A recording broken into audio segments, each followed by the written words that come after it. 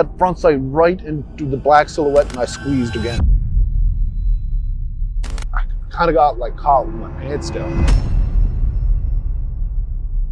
A little after 3 a.m. on October 18th, 2015, law enforcement in Palm Beach Gardens, Florida received a panic call from one of their own. Down right now! 911. Hey, this is Gardens Alpha 1. I just got one down. I just shot one person.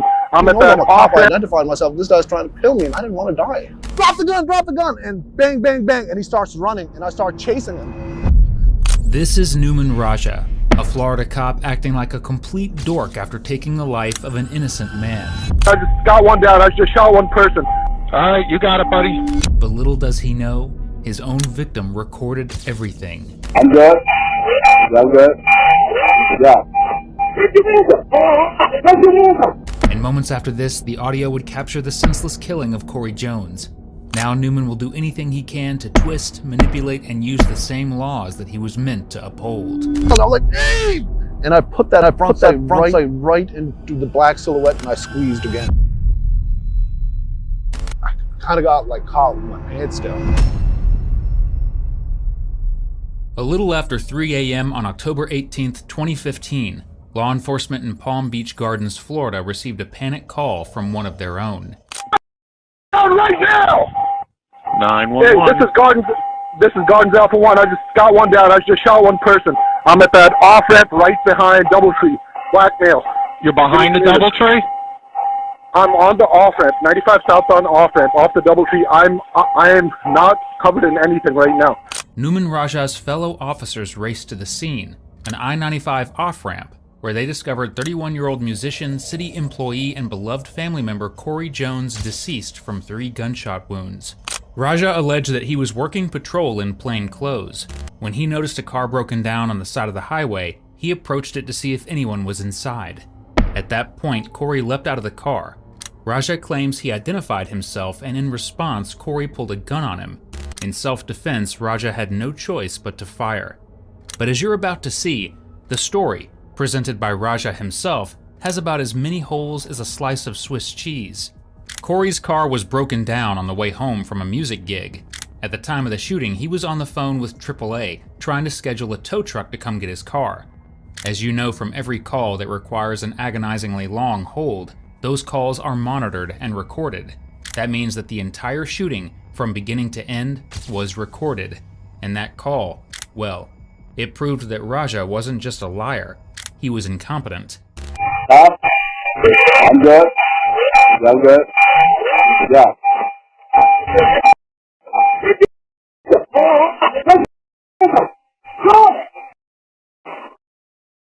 Oh my gosh. The following footage was provided to us by Palm Beach County Sheriff's Office. Officer Raja, are you aware this is a voluntary procedure and that you may decline to continue at any time? Yes, I do. Okay. Do you feel as though you are emotionally prepared to provide an accurate reenactment? I believe so. Okay. Do you have any questions about the reenactment procedure before we begin? No. Okay. No, Everything no. good? Yes, sir. Do you swear or affirm that the evidence you are about to provide will be the truth, the entire truth, and nothing but the truth? I do. Okay. What I want you to do is I want you to go into as great as detail as you can. Okay. Why you were here, how you came about this. But first, I just have a few preliminary questions. Sure. You currently work for the Palm Beach Gardens Police Department? Yes, sir. I do. How long have you worked for them? Since April of 2015. April of 2015? Yes, sir. Any previous law enforcement before that? Yes, sir. I was a sergeant with the Atlantis Police Department, and I started in Atlantis, I think, 2007, and I came, just wanted more. Once I topped out there, I wanted more. Okay. What are your current duty assignments here with Palm Beach Gardens? Currently assigned to road patrol on the midnight shift, late night, 7:30 p.m., 19:30 to 06:30. Okay. Was that your shift last up, I can't. Okay, sorry. Was that your shift that you were working last night? Yes, also? last night was my Friday. We worked 4-day on, 4-day off schedule. Last night was my last day on. Okay. What do you normally wear in your duties? On a normal days, we were full uniform with the badge and the name tag. For the last since September 30th or so, we've had a lot of vehicle burglaries in our area and everything, and we were getting hit with them a lot. So starting last week, we started with this. We were setting up decoy cars, and at midnight, I'm Alpha 1 cover shift. So basically, I have Beat 1, which is far out west, and there's not really that much happens. So they also use me as a cover unit. At midnight, I would go set up the decoy cars and everything like that. I would dress down in street clothes, and I've been doing this for the last 4 nights. And I would either take this van, or we have a gold Crown Victoria unmarked, and I would take that and basically drive around residential neighborhoods and everything, blacked out, no windows down, see if we see any burglaries occurring. Okay. Did you have anything on you this evening after you dressed down, showing that you're a police officer? Yes. Did you have a badge or anything with you? Inside, first of all, I always have my wallet badge with me, with a police ID, which is per policy. And on top of that, inside my van, I had my tactical vest with had police in the front, police on the back, my name actually stitched onto the vest, Officer Raja, and I had my duty holster with me inside the thing. Raja makes a big point out of highlighting that he had identification with him. He seems to be missing the fact that having that identification on you is only useful if you, well, use it. And though he claims he yelled out that he was an officer, the audio footage will prove that he did no such thing. We were told that nightclub right down the road on PGA RC is called Lux, and across the road is downtown at the Gardens, Dirty Martini. Lux, Lux. They were having a hip-hop concert tonight, and there was supposed to be a huge crowd gathering tonight. So we decided to, if you open the back of the van up, you'll see 8 riot shields, this, that gear, the loudspeaker, crime scene tape, and sticks, And our thing was this: hey, if anything happens, if there's a big incident at Lux, if there's a big fight, we need to clear the crowd, we're going to forget about the 21 and report with the van immediately to Lux, so officers have quick access to it.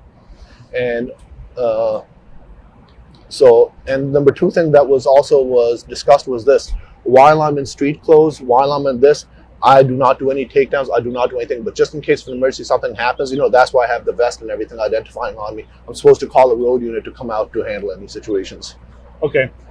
Just to go back kind of quick, for other people that aren't police officers, Yes, I'm sorry. if you would, just in the future, stop using the signal codes and stuff, because somebody may not understand it. So Okay. you use 94, which we know is backup, and 21, which is burglaries. Yes. So if you can just use plain talk Okay, no for problem. the future, just in case, because some of the non-police officers may not understand what you were talking about at that point. You satisfied with that? You want to go into the reenactment? Or You said you're supposed to call the backup during situations. What situations are you supposed to call backup? Like, for example, if I'm in one of the residential neighborhoods and I see a burglary occurring or something like that, or a suspicious vehicle or suspicious person, to call a mark unit, give them my position where I'm at, and tell them, hey, this is where this person is through. And then once the mark unit comes out there, makes the initial stop, comes in contact, throw my vest on if I need to and everything like that, and then go ahead and make contact with them. So, Newman obviously knows what he's supposed to do if he encounters any suspicious people or situations, and yet that's not at all what he did. Rather than call for backup or report to the scene that he had actively been called to, he stops and conducts his own investigation on a car that he believes is abandoned. Okay, now what I'd like you to do is go into what happened this evening. Start as far back as you have to. Okay. Try to go into as much detail as you can. Okay. If you need to stop, stop. If you need a break, tell us, let us know. Okay, and then try to be as elaborate as you can with what happened, how it happened, why it happened, and whatnot. Absolutely. Okay. Well, tonight I couldn't really start this operation, if you want to call it, till midnight, because I was actually a backup officer on a domestic call in Evergreen. And second I cleared the domestic call as the backup officer, I went to the station, changed out and everything through, and got into the van, had the van prepped and everything like that. And I sent Sergeant Anderson a message, because one of the things was we were assuming that these people that were doing a lot of the burglaries are coming from Jupiter area, from the Heights. And we've checked, and we've seen a couple of these suspicious people that we've, checked out with before and everything like that, walking south on Military, walking south on Central. So I started my day I started on PGA. I went down Military, all the way down to Hood Road, went into Donald Ross Village, drove around there, and then came down Central, down PGA. And then I came back here, went to the gas station, got myself a drink and some snacks, which are still inside the van. And I started to do the communities. And as I was doing this, I was sending messages to Sergeant Anderson on the laptop. Hey, I'm going to this community. This is what I just did. This is what I just did. So he's aware of the whole. So the chain of command is going. So he's aware of my location at all times. I did the first community was the Isles. I did the Isles, and I was about to go into Evergreen, and I was just about to go there and everything. And I remember that one of the 2 units responded to a domestic disturbance at the Marriott, and the Lux Club is located on the 1st floor of the Marriott. They responded to like on the 5th floor or something like that to a domestic disturbance that was pretty heated, and so, Sergeant Anderson went there too. And as Sergeant Anderson was there, I remember him calling on the radio, hey, we have a disturbance going on downstairs in Lux in the nightclub, have officers respond. So you kept on hearing different officers. I had the radio on, like, officers, I'm on the way. So in my mind, I'm like, okay, this might be that call that, it just might break loose. So let me take the van, get out of where I was at, and start heading down in this direction to be close to it, just in case if something broke. I have the riot gear, everything like that we discussed about. So I turned on from military to PGA, and I was going eastbound on PGA. And as I was coming here and everything, I saw this vehicle stopped here, didn't see anybody inside, nothing. And I called out, I believe, on the radio, and I said that I thought it was a disabled vehicle on the side of the road or an abandoned vehicle. So I saw this vehicle and everything, and I was like, okay, I've got this vehicle on the side of the road, and, I'm going to check out with it, make sure everything's okay. And, when I drove past it, I could not see anything, any occupants inside the vehicle. Or if you drove past it, which way? Eastbound. Okay. Eastbound. So I went down to the next light right there. I made a U-turn, came in here, and as I was coming, I was like, it's like, all right, it's just an abandoned vehicle. This is the on-ramp. I'm just going to pull in front of it like this and park in front and put my flashes on, dispatch the tag to see if I can see the owner. Maybe they walk to the gas station or have it towed, do what we need to do. But, it's like, and this is where I'm kind of like kicking my, it's like, it's like thinking about hindsight. It's like our, golden rule. It's like, always act like a vehicle's always occupied. Never take that chance of like, this vehicle not being unoccupied. If I knew the vehicle was occupied, I would never put myself in a fatal funnel situation like this by pulling in front of it. Raja should be kicking himself in the butt for a lot of reasons, starting with how bad his reasoning and his lying is here. For starters, the way Raja has parked his car was described by former FBI Director Frank Figliuzzi as a tactical emergency position, one that is only used during aggressive maneuvers to prevent a suspect from escaping. Using this when you believe a car is unoccupied makes about as much sense as the rest of Raja's behavior. Because he not only made a U-turn and drove the wrong way on a highway off-ramp to park here, but he parked diagonally across the off-ramp, effectively blocking it to traffic in an unmarked, unlighted vehicle. Why? Because, as you're about to see, his decision-making is abysmal at best. I didn't think there was anybody in there, and as I got close to the vehicle, and the door swung open, and this guy jumps up, and I immediately got out of the van, and he's like, I'm okay, man. And at which point I said, hey, man, police, can I help you? And the second I said police, he jumped back, and I clearly remember him drawing and pointing a gun at me. I saw that silver muzzle, and he had, I can swear on this, he had a Laser Max laser in the guide rod in the gun, and I saw that red light of that Laser Max flashing at me, and I immediately just shouted, drop the gun, and sorry. Let's do this. Like, take a deep breath. Let's do this. Okay. Do you need a drink? No. Okay. Sure. Listen, I want you to take your time. I want you to be open. Yep. Listen, why don't we You want to walk? go over Can here? you go over here and show us where you were when this happened? Absolutely.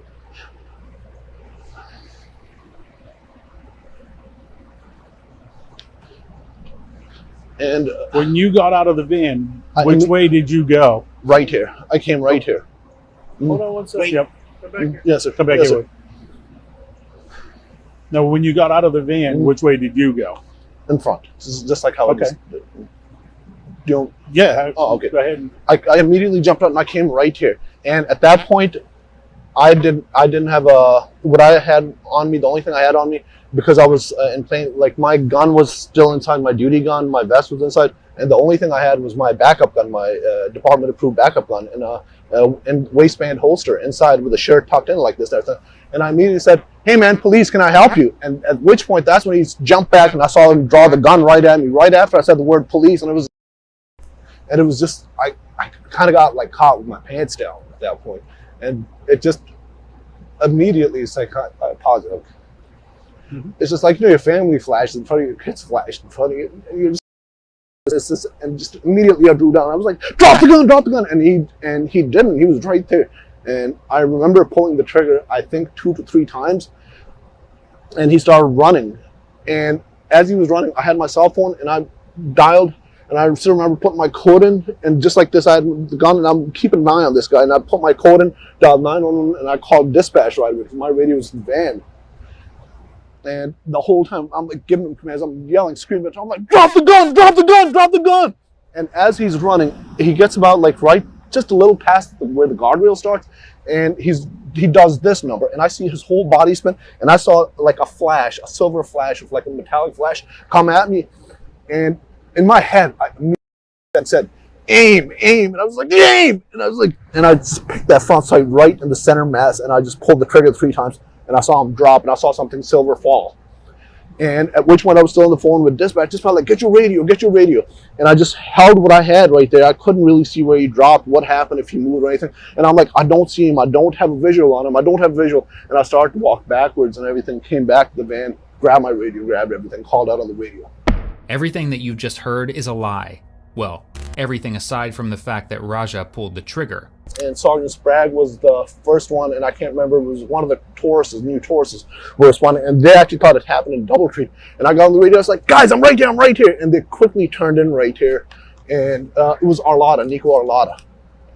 And Arlotta had his rifle slung up in Sprague. I think I'm like, guys, I lost sight of him right there. Do me a favor. Yes, sir. I want this is for you. I'm I want you sorry. to take a deep breath. Nope. Okay. Since I'm having trouble. You're a fast talker, Yeah, and you're explaining everything. I want to be able to understand and make sure everyone's good. But I want to also give you a break to try to get some oxygen in you. Yes. I'm sorry. It's just the Well, whole kids thing Oh. gets to me. Okay. Absolutely. That's perfect. Did you have questions? I do. I do. Yes. Now, while you were going through this, at any time did that individual fire at you? Do you know if the gun went off? I don't know, honestly. I was screaming at the top of my lungs. I was screaming, dropped, and the only thing I can think of was like I'm saying drop the gun. I announced myself as, the fuck is this guy pointing a gun at me? What the it was. Okay. I don't know if he fired around. I don't remember. Okay. At any point, did you have any contact with that individual? Any kind of personal contact? No. When you were walking up? No, again, like he jumped up and he said, "Hey, I'm okay," and I came out and said, my exact words were like, and I made sure I was speaking loud. I was like, "Hey, man, police, can I help you?" And immediately he does a step back and kind of like boom, and just draws the gun. It's basically, if you're standing right here, do you mind if I? Absolutely. Where was? Sure. Okay. You said you got out of the van here. You had indicated Immediately. earlier you put your flashers on.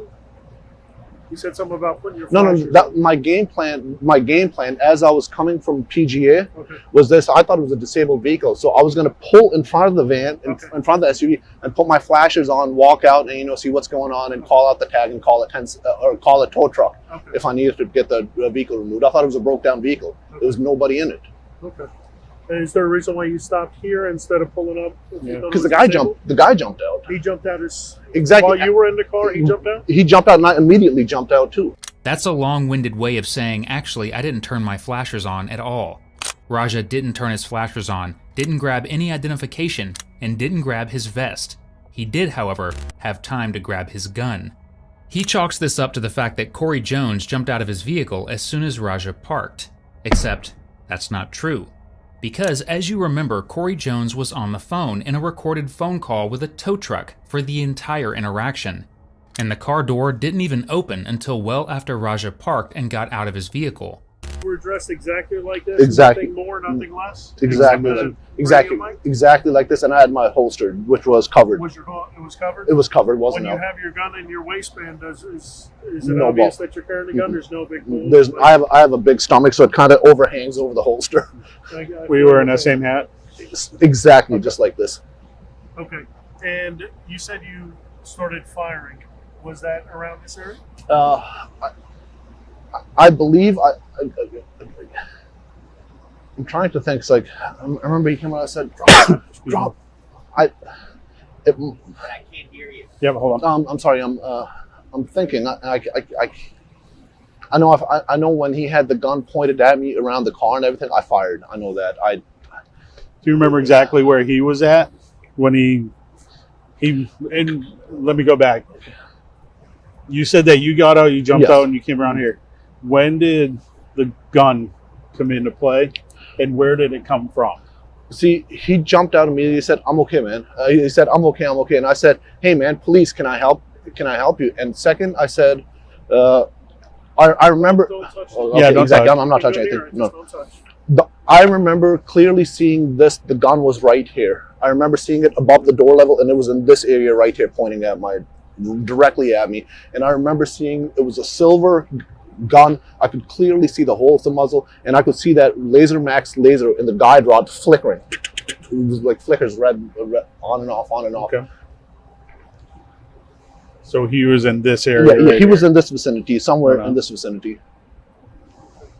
Do you want to? Why don't you? Do you recall where you were standing? I know you had some difficulty. Do you know approximately where? Somewhere in this vicinity somewhere. I don't recall exactly Okay, where. why don't you do somewhere between where and where? Oh, let's see.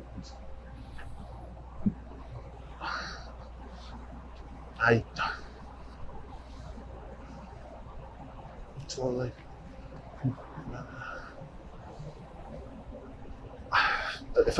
if I had to say something, I would probably say about like in this region right here. This would Well, be I don't this. want you to have to say anything. That's why I asked you Exactly. approximate. So I if you're safe saying where your attorney is standing and somewhere between there and somewhere, you just let me know. it's somewhere in this area Okay. right here.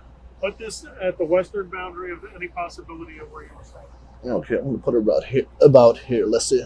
And put this at the eastern. And take your time and arrange them how you want. Okay.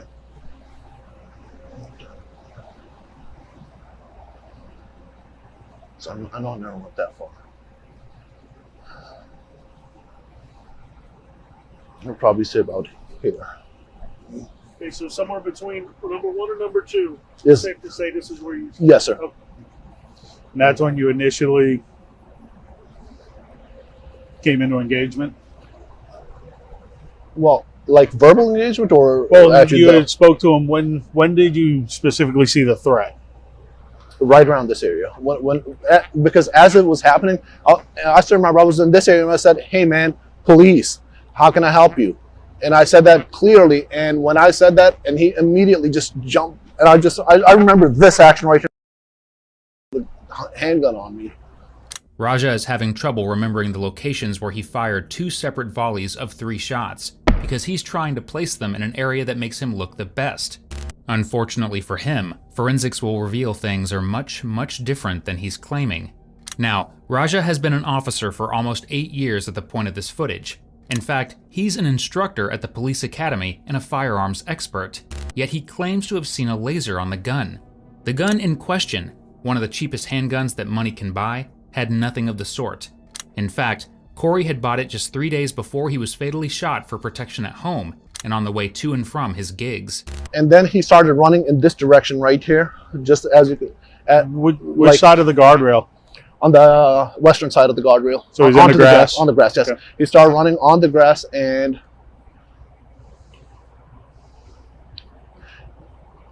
if I'm thinking, and this is where I grabbed my phone and I started running after him with my gun still pointing in his direction, screaming, and I was on 911. I was yelling. I was like, "Drop the gun! Drop the gun! Drop the gun!" And I was screaming at the top of my lungs. What was he doing at that point? He was running, and right when he got about, I think it was, because this is where I started to walk. I remember I was around that area by that pole when I decided to walk back to get my radio again. Because this guy was like, "Go get your radio, Raj. Go get your radio." And Just be careful right here. I'm sorry. And I remember over here is where I was, and he must have been. Do you see this plant right here? This big bush. Clump? Yeah, the big clump. Just where the ditch is right there in front of it, kind of like he was in that area, and that's when he did the spin. And I was yelling, I was like, "Drop the gun, drop the gun!" And I saw him go like this, and I remember saying to myself, "Aim!" I still remember, and I was like, "Aim!" and I put that front sight right in the center mass, and I squeezed.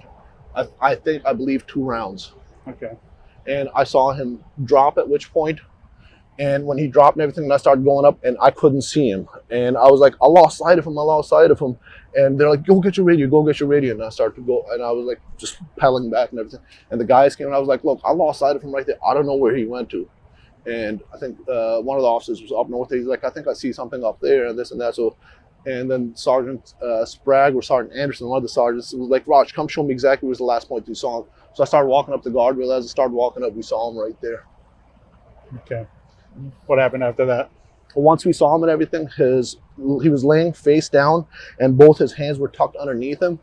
So Sergeant Anderson came to my left. He brought a shield. He was shield guy. I was shield covered behind him. And Sergeant Sprague came to the north side of us from almost at the tree, and he had a rifle out.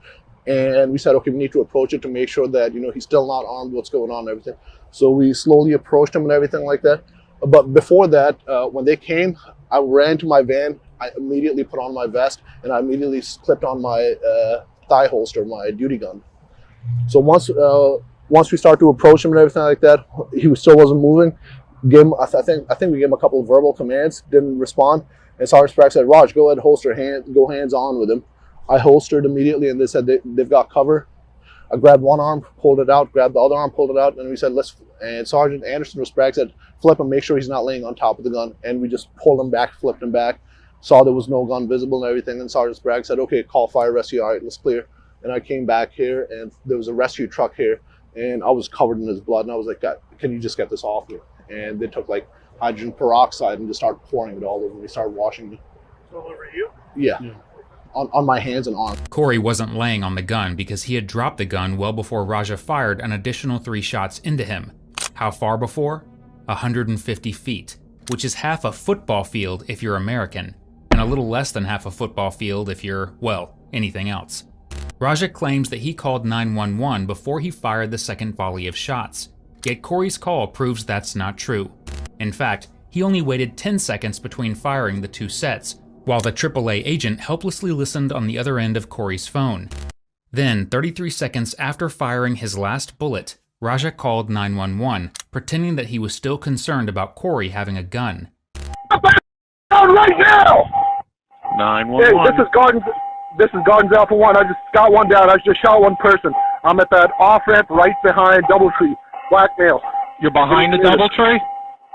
I'm on the off-ramp, 95 southbound off-ramp, off the Doubletree. I am not covered in anything right now. And, give me some units. I got one down. I got one man down. Got fire rescue standby. Roger, you all right? Yeah, man, I'm good. Drop the gun! On the off-ramp, right? On the off-ramp. Get me some units. I've lost contact with him. I don't know where he is. All right, you got it, buddy. Where's your radio? Where's your radio, Raj? My radio's in the van right now. I don't have it with me. That's why I'm on the phone. All right, stay on the phone, buddy. What's the guy look like? Black male wearing all black dress, had a silver handgun in his right hand. At the point of Raja making this call, Corey had been shot 3 times. He was unmoving on the ground. His gun was half a sports field of your choosing away. Raja, a trained officer, knew that Corey wasn't holding a weapon. But he also knew that he messed up big time, and he had to try and make it look like he was acting in self-defense, even if he was defending himself against a dead man in the footage you've just heard. Can I clarify a couple things? Go ahead. The shirt you have on. Yes, sir. Is that the shirt you had on? Exactly just like this. It's on inside out. Inside out, because it's a shirt with the American flag on it. Okay. And the night before, I had a green shirt like this with an American flag, and one of the officers drove by. Like, that gives you away as a cop. You got a flag on your shoulder. I was like, all right, I got to flip it inside out. Okay. So I flipped it. Let's talk about conditions. Right now, I can see you. There's no street lights on. The sun has risen. You can see. And tell me about the conditions at 3:15. Up front, when I was right there with him, I could see him crystal clear. But when he started to run away from me, all I could see was a silhouette, and I could see his face. I could see this, and I could see his like body movements and stuff. Like he was wearing a black shirt, but you could he wasn't really that dark black skin. Like he was like just maybe a couple of shades darker than me. So you could make out this is where his shirt stopped, this is where his arm stopped, and I could see him turn. And I could have sworn I saw that, like that silver thing, like when he turned, I saw some silver in his hand turn, and that's when I was like, aim, and squeezed off a few rounds. And the whole time I'm on the phone with dispatch. You said he pulled the gun at you Over there, right outside of right the door, up, yeah. or In that vicinity, crease yeah, or whatever. And you described it as what? I saw a silver muzzle. I could clearly see the bore size hole, and underneath it, where the guide rod goes with the handguns and everything like that, he had a laser max laser which blinks. And I'm speaking this from experience because I'm a firearms instructor, and I teach civilian, I teach at the police academy and everything, and I can clearly identify a firearm when I see one, specifically when it's pointed in my direction. And you indicated, you testified that you were pretty quick on the draw. Yes. You said you drew it out quick. Are you pretty quick with? I practice like I practice all the time. And he pointed his gun at you at there? Out there. Second, he pointed, when I said, hey man, police, can I help you? And that's when he jumped back, pointed the gun at me and everything. Okay. Why didn't you shoot him there? I thought I shot him there. I thought I pulled the trigger. What's that? I thought I shot him. I thought I shot at him. When you first pulled out your gun? Yeah. When I first pulled out the gun, I gave him like, drop the gun. And when he didn't, I believe I shot him there. Okay. Okay. How many rounds do you think you fired in total? 5. Okay. Maybe 6 or 5. What kind of gun is it? What kind It's of a weapon? Glock 27 40 caliber. The mini Glock? The mini Glock, yeah, the baby Glocks, yeah. Did you when he pointed the gun at you and you pulled your gun and you thought you fired, could you at any point either there or down there see if muzzle flash, you're familiar with muzzle flash? Yes, absolutely. Being a firearms instructor? Yes, Did you ever see that come out of his gun? I didn't even see my own muzzle. Raja didn't see Corey's muzzle flash because, as you've likely realized, Corey never fired. All I remember was just the motion of pulling that trigger. I didn't even know if I couldn't even hear my own bang. I think I was just so like, drop the gun. I don't think I even heard my own gun go off. Okay. Would you describe your demeanor, I shouldn't say demeanor, I'm lacking a term here. As police officers, we often patrol with a kind of a heightened sense of alertness. Mm-hmm. If For that makes sense. I was. Do you think that your level, how would you describe your level of alertness when you first saw this car and then before he pulled the firearm out? First of all, I didn't even know he was inside the car. Right. And that's exactly what I'm talking about. I'm kicking myself. Hindsight's 20/20. And I preach this at the academy. Always, when you see an abandoned vehicle, when you see something like that, always treat it like there's somebody inside because you never know. And I go do the cynical sin, like if I knew there was a guy inside, I wouldn't do something stupid like this by pulling in front of the car like that. Because I drove by, there's nobody, and I made the U-turn, and I'm watching, there's nobody inside the car. I'm like, oh man, they probably ran out of gas, walked the corner gas station or something like that. So let me just pull in front of it. I'll put my flashers on and everything. Hey, call out the tag, call out the, like it's a broke down vehicle and everything, see if it needs to be towed or what. So the only reason you got out there was because he jumped because he jumped out. Yeah. Okay. He caught me off guard, and this again, like I preached that stuff, and I went ahead. Officer Raja, at one point you said that when he got out, you said, "Hey man, police, Yes. can I help you?" At what point did he say what he said something? Correct? He said right off the second he got out the car, I jumped out immediately. He said, "I'm good, man. I'm good." Even before or after you said police? Even before. That was the first words. He said, "Hey man, I'm good. I'm good." And I responded with, "Hey man, police, can I help you?" Did he say anything after that? No, that was like the clicker. It was like, wait a minute. A normal person would be like, if a normal human being was broken down and I identified myself as a police officer, like wanting to help them, they'd be like, no, I'm good. I'm waiting for someone to come bring the gas, or I called a tow truck already, or whatever the case might be. And he immediately just jumped back and gun come at me. And at that point, it's like, he knows I'm a cop. I identified myself. This guy's trying to kill me. And I didn't want to die. Did you have anything out that would identify yourself physically as a police officer? I didn't even get a chance to even grab my wallet out, because the funny thing is, earlier in the night, I was in the aisles when I was doing my patrol in aisles. As you enter the aisles, you make the first right, and there was a gentleman walking his dog, and he immediately saw me, and because I was blacked out in a van driving around, and I immediately grabbed my wallet and I went like this. I was like, sorry, I'm a police officer. It's okay. We're here doing surveillance and everything. So I knew to identify myself right off the bat, but it happened so quick. He drew that gun so quick on me. Okay. You have the holster for your gun with you? Yeah, no, they have it. What is the attachment you have on your belt there? This is for my leg holster. Okay. That's Did one. you have that tactical belt on at the time? Yes, this is the same exact belt I had on. Okay. This right here, I had it in the waistband holster. And the whole thing with the drop leg holster was, you know, if I do need to go out, something like that, put the vest on, put the holster on, and then go. Okay. Let's talk about two other things. Yes, sir. The when you said you swore you shot up there when he first pulled the gun at you, did you see if it had an impact on him? I couldn't tell. I really couldn't tell. Did you notice? Were you watching him at the time? My aim was I was watching that gun. Did he fall down?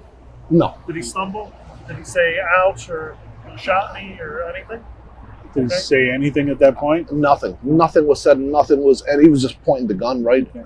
I No don't- body reaction to indicate something may have No, occurred? nothing. Just flight. At that. Corey obviously had every reason to run, and for flight to be his response to being shot at 6 times at 3 in the morning while his car was broken down. The only reason that Corey was even still with his vehicle was because he was afraid that his drums were going to be stolen out of it.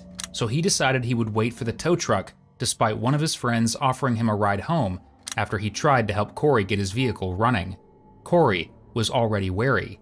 Had Raja actually announced himself as a police officer, things likely would have gone extremely differently, especially when you consider the fact that Corey didn't have a single infraction on his record, and we mean not a single one, not even a traffic or parking ticket. Which hand was he holding the gun in? Right. Okay. And again, do you remember where it came from? He was like my view was blocked by that door a Okay. lot, so I couldn't tell if he had it in his waist, if he had it in the door, if he had it on his seat. I don't know. Okay. I remember seeing that thing coming right at me. When he ran, was he full sprint back?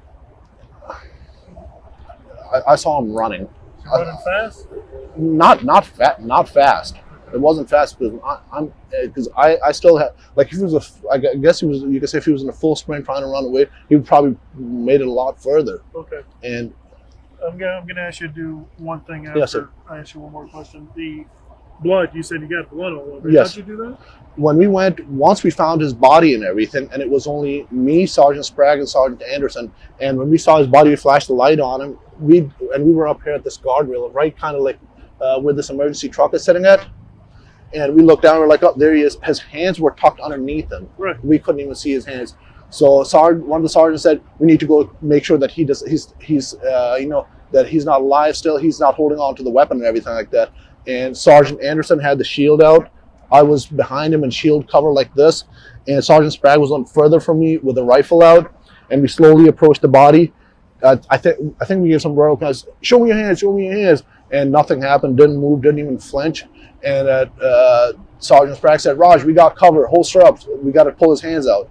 And so holstered, pulled his hand out, pulled the other hand out. And then I'm not sure if it was Sergeant Sprague or Sergeant Anderson. They said, let's flip him just to make sure that he's not laying on top of the gun. So I grabbed his arm and I flipped him. There was no gun, nothing. Seeing Sergeant Sprague, like, okay, he's clear. Let's call fire rescue up. And I walked about like, I'm going to go wash myself. I'm covered in blood.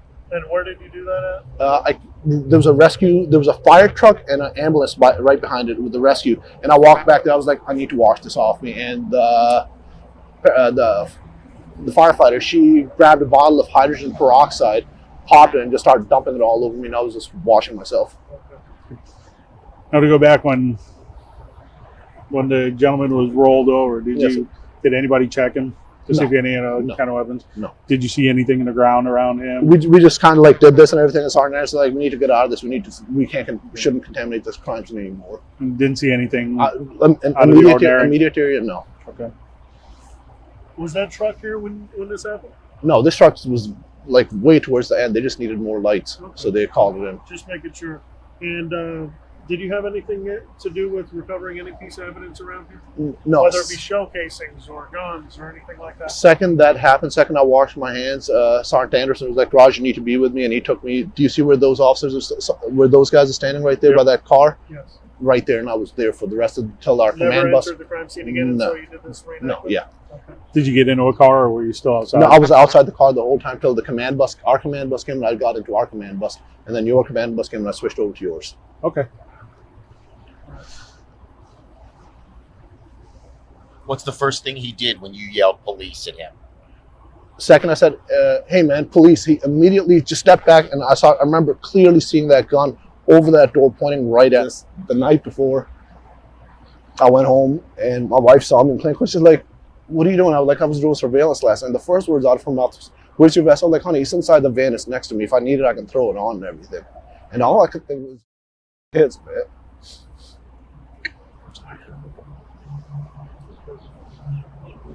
Do you have anything else? Raja is bringing on the tears, and this isn't his first time being in trouble with the department.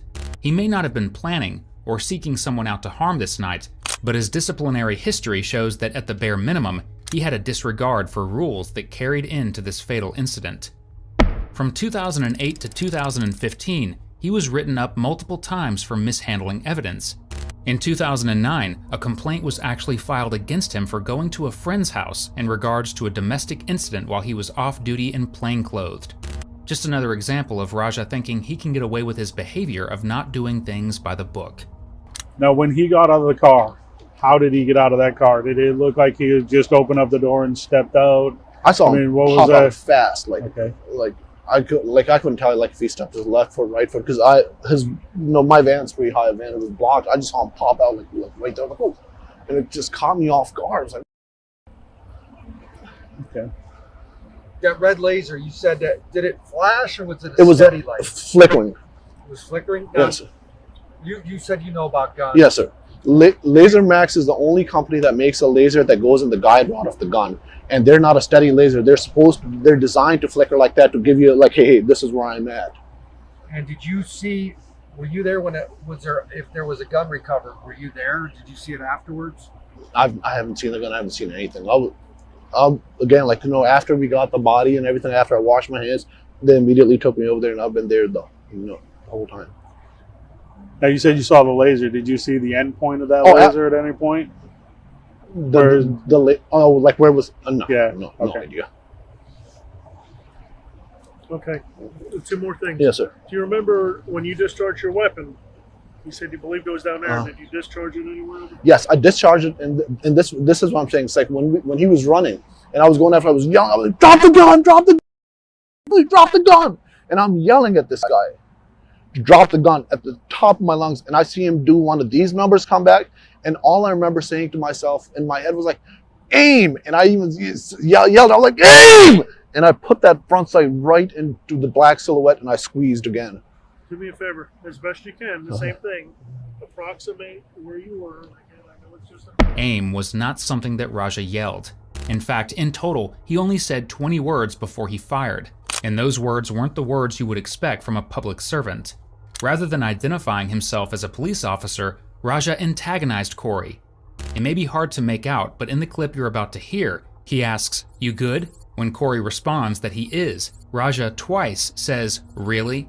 in an almost sarcastic tone. I'm good. I'm good. Yeah.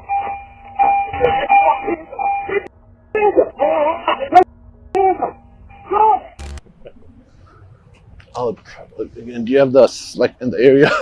Yeah. Yeah. Now, which one is this? Because you had testified earlier that you shot twice. Yes. This is second. This is the second. Or the first. The second series. Okay. First series, second series. Very good. I'm probably remember seeing the name somewhere.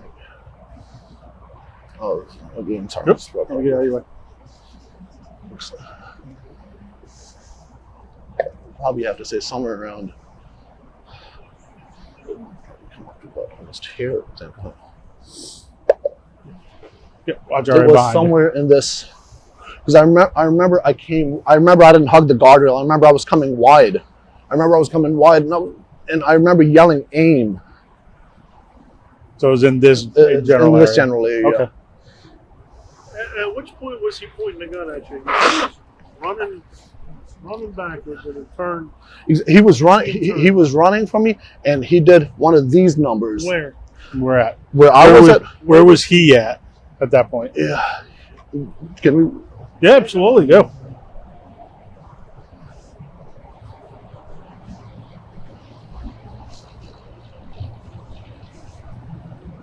I would probably say somewhere Oh, hold on 1 second. in this general vicinity. You want me to? I don't want you getting wet. It That's looks like it's I'm pretty already- deep. Listen, don't go Okay. if it's a canal. I'll toss him. Okay. You want me to toss him? Yeah. All right. And again, it's just approximate. This is approximate. I would say probably from about here to about this area. Okay, right. So right in that area. Right That's in where that he area. was when he. That's when he goes. He turned around and he just went like this, and I was like, and I remember yelling, "Aim!" and just When he spun, you saw the barrel again. yeah, I saw that. Yeah, I saw him. Okay. I saw this. So- I saw, Leading, but Yeah. no, but I saw the biggest thing is this. Here's the thing. Again, from like training and experience and being around firearms and teaching firearms and everything like that. Here's the thing. If somebody's running, if they're looking back, versus when they see a whole body spin and you see that fist come up like this, he's trying to kill me. Did you see one at that point? Yes, I saw something and then he dropped, and that's when I said I saw something silver fall. Okay. the last thing I'm going to have you to do, it sounds silly. Let's go back Yes, to sir. the car. Come here. I'm I'm going to keep up. trying. The last thing I'm going to have you do is, as best you can, physically and verbally, reenact the moment without getting in your van. You can Okay. start at the driver's door. Okay. Reenact everything you did. Simulate drawing your gun because I'll have it. Mhm. As best you can, reenact it as if it was just happening now. Okay, And, without getting my vehicle. and when I say reenact it, I want the volume of your voice to be the same. I want your Do it 100%. your Okay. speed As in best your you walk can. or your run to be the same, and progress all the way through. All the way through. Okay. Prepare yourself for the strangest and most inaccurate recreation of events of all time. I completely go around like, and he says, "Hey man," he jumps out. He's like, "Hey man, I'm okay." I'm like, "Hey man, cops! Hey man, police, can I help you?" And he immediately, "Hey man, police, can I help you?" And he draws the gun on me and says, "Drop the gun!" And bang, bang, bang, and he starts running, and I start chasing him. And I'm calling 911. Hey, this is Guardian's Alpha. This is Roger. I just shot a guy. The guy had a gun, and I'm describing the guy. And as he's going right there, he stops and he turns on, looks at me, and I'm like, aim! And I bang, bang, bang, and I fire about 2 or maybe 3 rounds over here, and I see him drop, and I come up a little bit more, and I'm still on the phone. I slow down, and then I couldn't see him anymore. And I was like, I've lost sight of him. I don't know where he is. And they're like, go back at your radio. And I just started walking backwards, ran back and got my radio.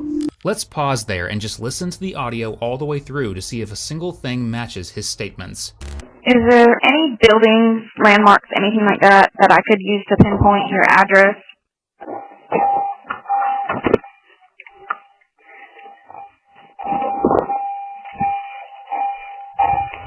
Huh?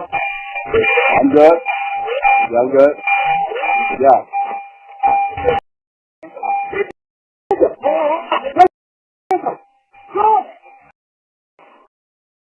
Oh my gosh.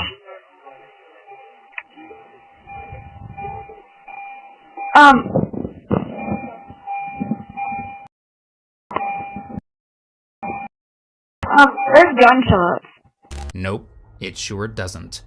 But that doesn't matter to Raja at the time of this recreation, because he has absolutely no idea that the entire thing was recorded. The length of time that you just did that, roughly the same. 3 to 4 Somewhere. seconds, if that, Okay. maybe 5. Okay, what we're going to do is we're going to take you over to Sergeant Molescar. Molescar. Yes, sir. I'm mixing up the names. Where he put your gun in the trunk. Yes, And I the only reason I'm going to have you go over there is to identify that as that your is gun, okay. We'll do. and then we're going to take it as evidence. Okay, And got you. Yeah. that'll conclude everything. Any other time during this whole incident did you say police? I I don't know what to tell you. What's that? I don't know. I remember screaming, drop the gun, drop the gun. I remember screaming that. I'm sure I probably said, police, drop the gun. It's just, You don't remember? I don't remember, yeah. Okay. Okay. I'm happy about it. Good. Thank you very much, sir. You're welcome. Okay. Numan Raj's case was highly contested and a huge staple in the news cycle for several years. In 2016, he was arrested on charges of murder and attempted murder, one charge for the volley of shots that were fatal, and another for the volley of shots that were not. In court in 2019, he didn't testify, which was within his right, but certainly didn't help his case. Ultimately, he was sentenced to 25 years in prison for manslaughter and attempted first-degree murder.